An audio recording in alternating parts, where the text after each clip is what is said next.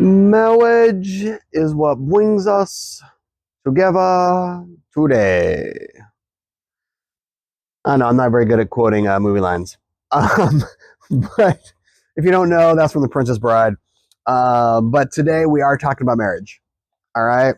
Um, in recent times, there has been debate about the equality of marriage as it relates to same-sex marriage. In America, there's certain tax benefits and inheritance benefits to being married, but beyond that, marriage exists in every country and has existed for millennia. It hasn't been about tax benefits all over the place, everywhere, right? But the question is why? Why marriage?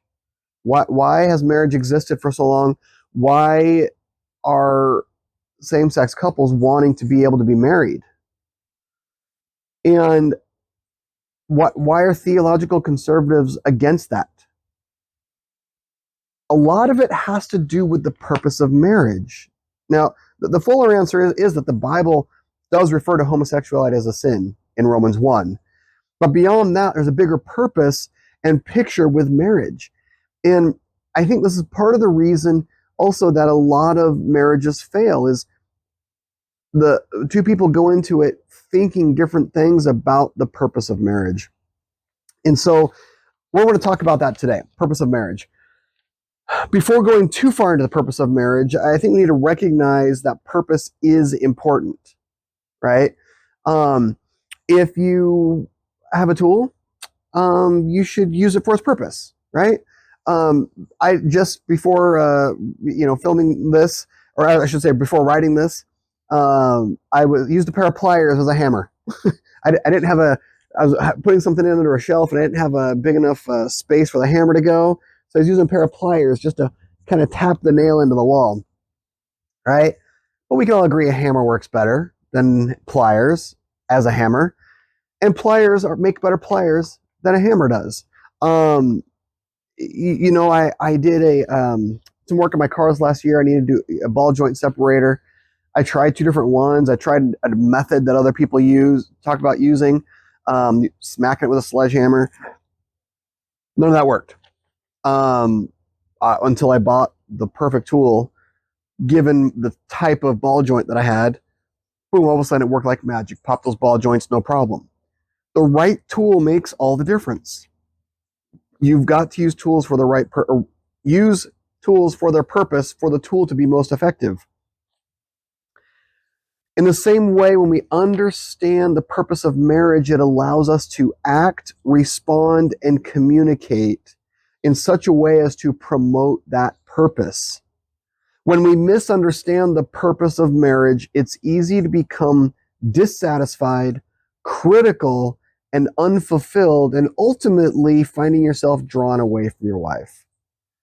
So again, understanding the purpose of marriage allows us to act, respond, and communicate in such a way to promote that purpose.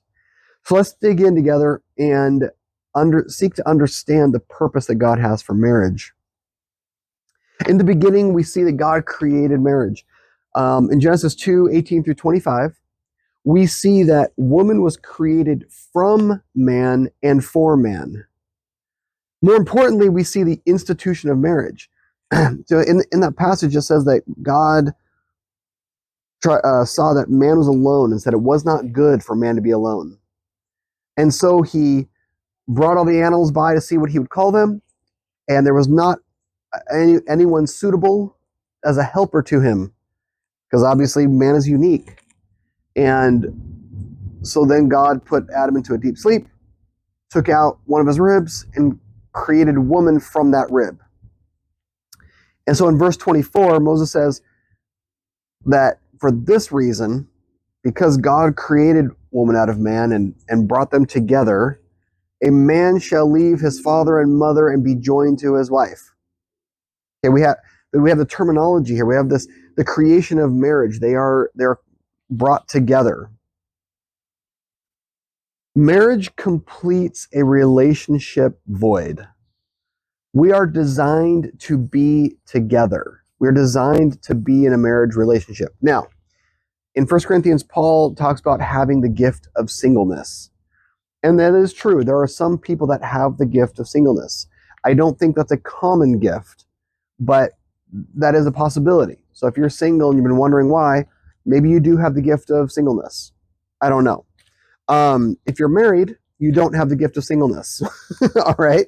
If you're married, you stay married. But if you don't have the gift of singleness, you're going to desire a long-term companion. You're going to want that companionship. Now, after this first comment about marriage in Genesis 2, we don't really see a whole lot. We don't see commands or anything else until we get to the Ten Commandments in Exodus 20. And in verses 14 and 17, we see that number one, we're not to commit adultery, which is, right, having sex with somebody who's not your wife, or covet things, including our neighbor's wife. And I think that would say don't covet any woman, not our own, right? No, don't covet someone who's not your wife. Anybody, any woman, not just your neighbor. We see later in Leviticus 18 all the relationships in which we are not to uncover the nakedness. And I think that automatically implies, a sexual relationship. And the idea is these are all the people you're not supposed to marry now, okay? Really, this speaks to familiar relationships. Don't marry your sister. Don't marry, your stepmom, or there's some things in there. I can't remember. I think it was like your brother's wife, or I can't remember all of them that are in there. But you can go read Leviticus 18 if you want to see it all. And part of the reason for that is when Adam and Eve were first created, they were perfect. There was no sin in them. Then they sinned. But their children, Cain and Abel, and Seth later on, and it says they had sons and daughters, okay? They married each other. Yes, brothers and sisters, okay?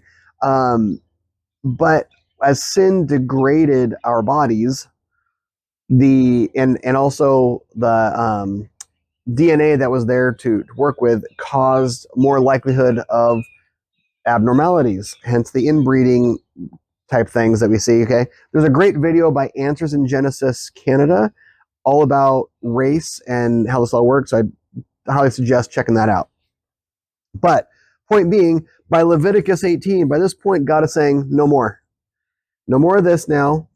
You find someone further, a little more distant in terms of relationship, okay? Throughout the Old Testament, we see just how twisted man became, though. Men would marry multiple wives. Kings would marry dozens of wives. Or in the case of Solomon, the wisest man on earth, he had 300 wives and 700 concubines, right? Concubines are basically a wife for sex and to have children. Like, they don't consider them a wife other than these are our kids and I want more heirs. And because man was so messed up in this way, we were so sinful in this way, God began to give commands on how they should treat the concubines and said they get an inheritance. And because men were treating women like property, God started to institute some of these laws. And there were even instances where there was women who they had no brothers, and the dad died, and they're like, "What about us? Don't we deserve an inheritance also?" And so they're like, "Yeah." And God made sure they had inheritance also. This is not what we saw, or I should say before this, we have to remember what is described in the Bible is not necessarily what is prescribed for us to be doing. Just because they acted that way doesn't mean that it's what God was wanting them to be doing. And this is not what we saw with Adam and Eve. They were joined in one flesh. They became a team. God did not make Eve and make her his servant. It was a helper. I think there's a very different thing, being a helper and a servant. She is not a slave, okay? But we also didn't see Eve, Elizabeth, Evelyn, and Esther all for Adam, okay? One man, one woman. That's what God created. That's what God designed. But men began to divorce simply because society allowed it. We see in Malachi 2:14 through 16 where it speaks to this, where it says that they've dealt treacherously with the wife of their youth. And Jesus says in Matthew 19:6, from the beginning, it has not always been this way.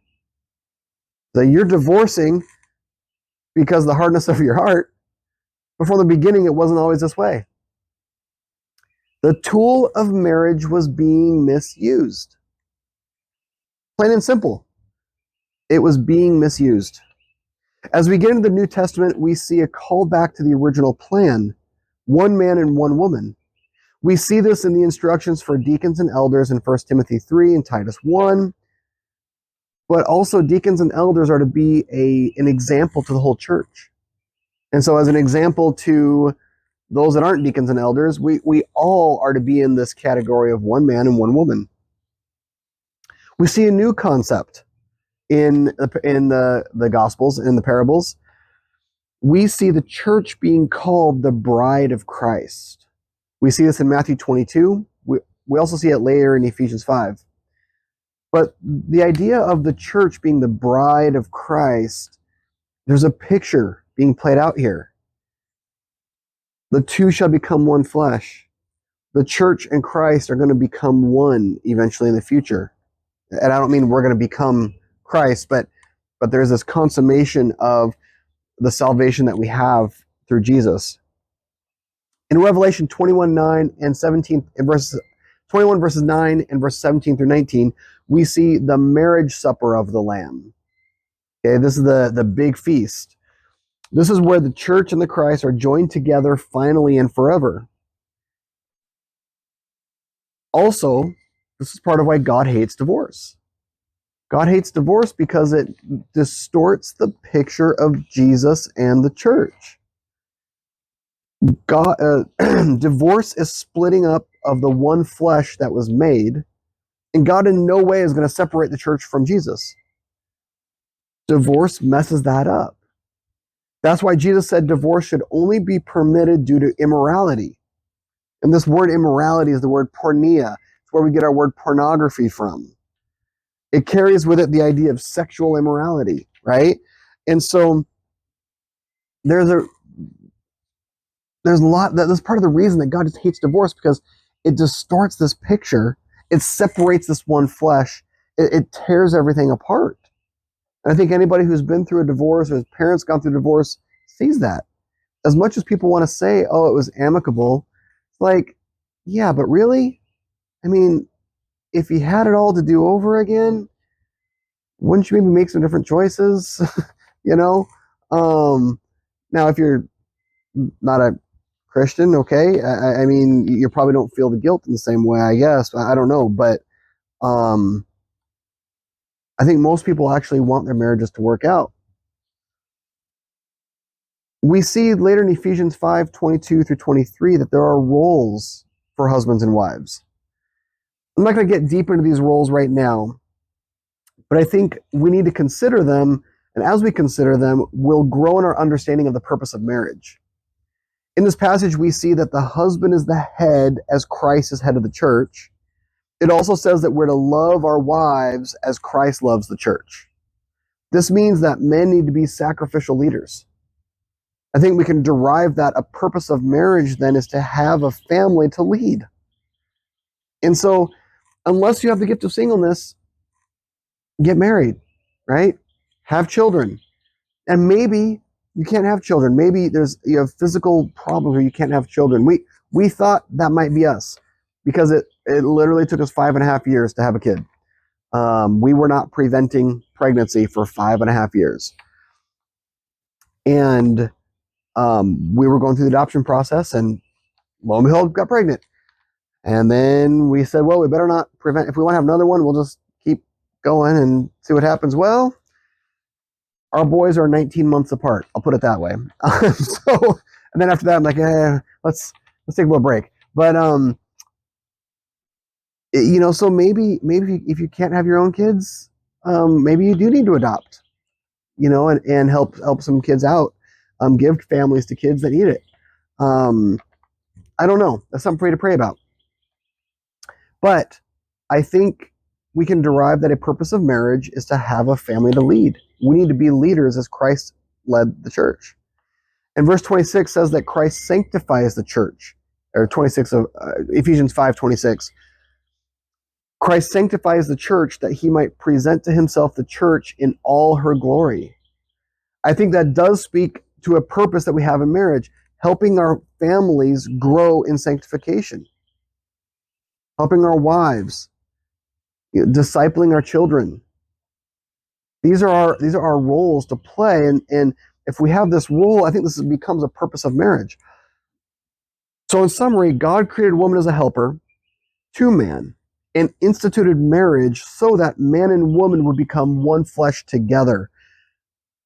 The woman is the helper, but together they're a team. And I think that's why we tend to say opposites attract. It's more likely that we're drawn to those that would complement us. And I think anyone who is around me and my wife would agree with that. We are very different. My wife is very compassionate. She's always thinking about other people, and me less so. I think about other people because I want to fix them. She thinks about other people because she wants to encourage them and give them little gifts to say that she's thinking about them or whatever. And so people always are telling me, they come up to me and they say, your wife is so sweet. I tell you, if I had $1 every time somebody said that, I'd be a millionaire. Wouldn't have to work. Okay. I'm pretty sure nobody says that to my wife about me. I'm sure of it. So, it doesn't make me bitter or anything. But we are typically drawn to those that complement us because they're supposed to be helping, right? God uses marriage as an analogy or a description of the relationship of Christ and the church. Part of this picture and helping comes in the form of sacrificial leadership, both spiritual and physical. Now, beyond that, there is not a specific purpose given to marriage. You won't find a verse that says, therefore marry so that you may do this. There is one kind of partial in 1 Corinthians 6:7 where it says that if you're burning in your lust, basically you really, really want to have sex and you keep thinking about it in a sinful way and you're single, go get married. Go find someone, find a Christian, get married. And, I don't think that's going to be the best start to a marriage. Okay. But Paul does say that. So there you go.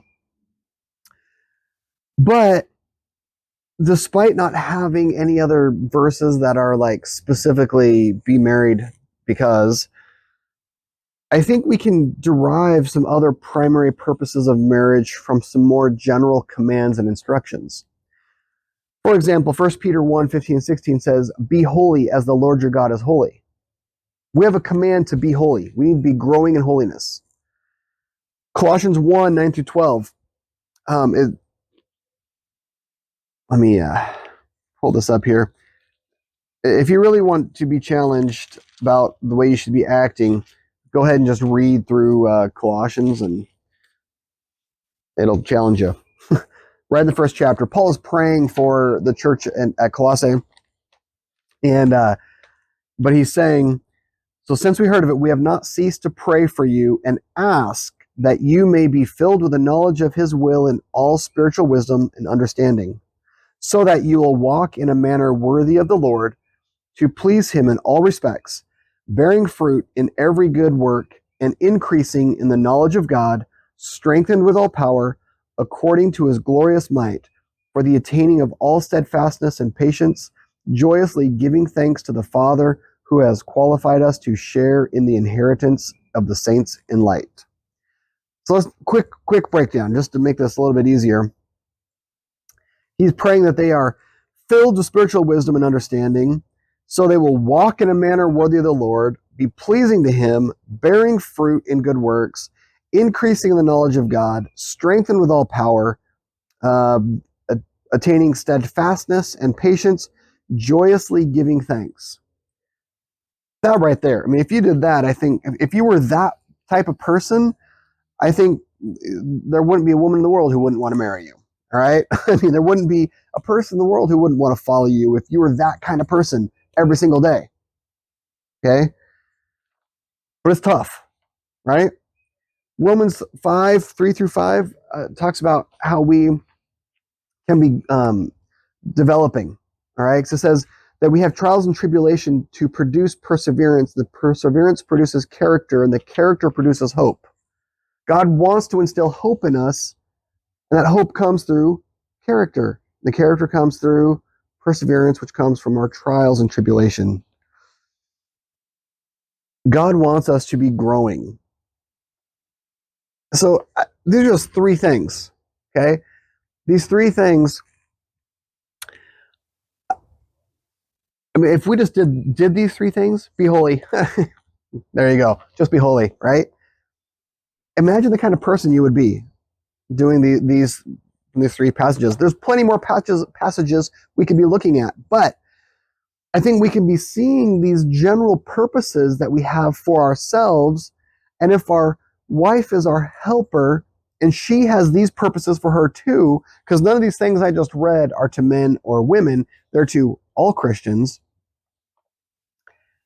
Well, I think then we're supposed to be coming together to work on these things together.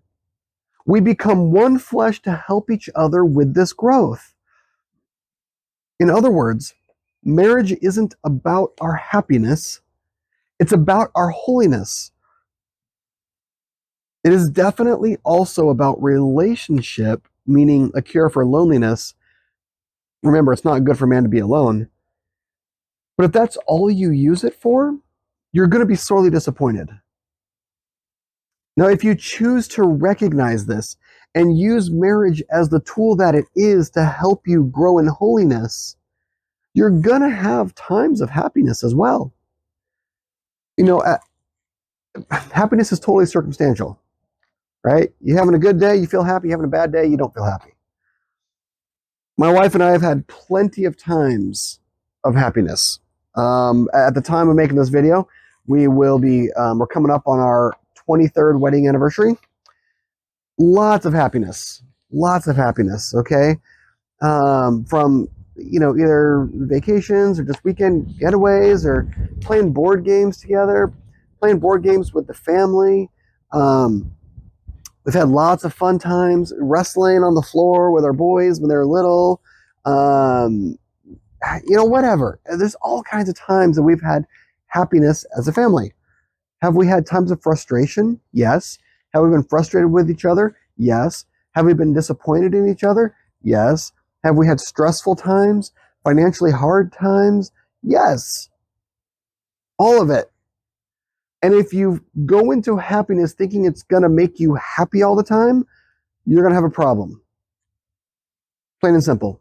But if you're seeing it as the tool that it is to help you in your holiness and that you would pursue holiness together, you're going to have peace, more peace in the relationship and more times of happiness. We got to recognize that joy is a fruit of the Spirit, right? And you're going to be likely to have more joy in your relationship potentially than there is happiness, okay? Joy and peace are long lasting. Happiness can turn just like that, right? God never promises happiness. And as a side note, you shouldn't have kids to make you happy either. Okay? I won't get deep into that one right now. We'll talk about parenting from another video, but so now we know that biblically marriage is about our holiness. It's a picture of Christ and the church. It's designed to fill a relational void. How does that differ from what you thought? How's that different from the way you were treating marriage? How does knowing the fact that marriage is about our holiness, this picture of Christ and the church, and this filling this relational void, how does knowing this change the way that you look at your wife?